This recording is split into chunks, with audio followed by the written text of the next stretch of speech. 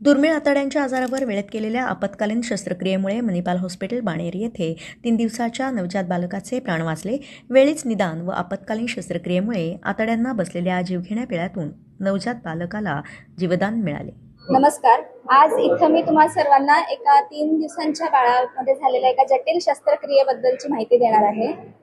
ह्या बाळामध्ये आतडं स्वतःभोवती ट्विस्ट होऊन, ज्याला आम्ही मेडिकली इंटेस्टायनल माल रोटेशन अँड व्हॉल्व्हुलस, मिडगट व्हॉल्व्हुलस असं म्हणतो, ही परिस्थिती निर्माण झालेली होती, ज्याच्यामुळे दुसऱ्या दिवशी 2 दिवसांच्या बाळामध्ये अचानक उलट्या सुरू झाल्या होत्या.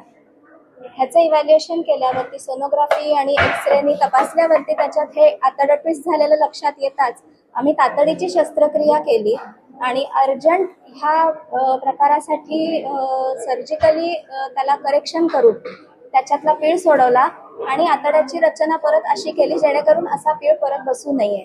या शस्त्रक्रियेत सर्व पूर्ण आतड्याचा भाग आम्हाला वाचवता आला, रक्तप्रवाह सुरळीत करता आला. त्यानंतर ह्या बाळाला NICU मधली केअर लागली आणि ह्या बाळांमध्ये जनरली नेक्रोटायझिंग एन्ट्रोकोलायटिसचं बराच म्हणजे इन्सिडन्स असू शकतो, ते ससेप्टेबल असतात. अनफॉर्च्युनेटली ह्या बाळामध्ये तसं त्याची नेक्रोटायझिंग एन्ट्रोकोलायटिसची पण अवस्था निर्माण झाली आणि त्या परिस्थितीत त्याला छोट्या आतड्यात एक छोटं परफोरेशन म्हणतो, आतड्यात भोक पडलं आणि त्याच्यासाठी त्याला दुसरी शस्त्रक्रिया लागली, ज्यात थोडासा भाग जो परफोरेशनचा होता तो काढून आतड्याला नवीन जोड देण्यात आला.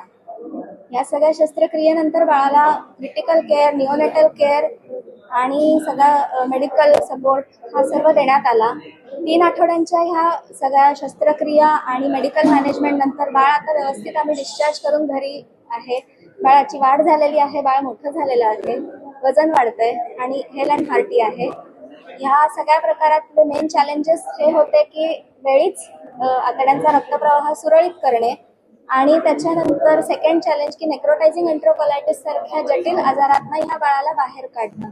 सो 15 दिवसांच्या आत 2 मेजर ऑपरेशन्स या परिस्थितीतून बाळाला आम्ही सक्सेसफुली बाहेर काढू शकलेलो आहोत.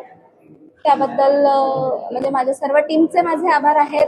आनंद मोटे सरांचे आभार, कारण की ही सगळी फॅसिलिटी इन्फ्रास्ट्रक्चर दिलेलं आहे आणि पूर्ण मणिपाल हॉस्पिटल बाणेरमध्ये आमच्याकडे ह्या सर्व प्रकारच्या परिस्थिती हँडल करण्यासाठी paediatrician, निओनेटॉलॉजिस्ट, radiology, anaesthesia team, OT टीमचा अत्यंत मोलाचा सहभाग आणि सपोर्ट राहिल्यामुळे आम्हाला हे यशस्वीपणे सर्व पार पाडता आलेलं आहे.